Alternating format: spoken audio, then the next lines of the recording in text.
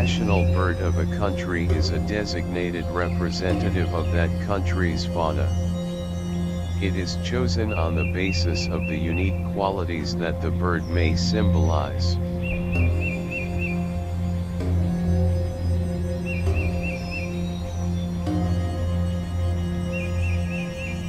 It should uphold certain core qualities or values of the nation it belongs to. The national bird should be a prominent feature in the cultural history of the country.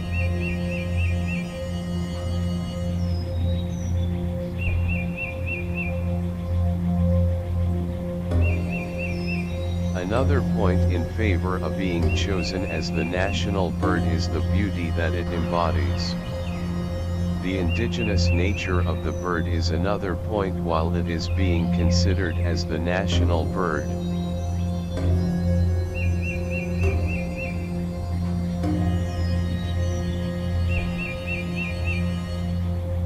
Being designated as a national symbol affords the bird a special status with increased awareness and dedicated conservation efforts.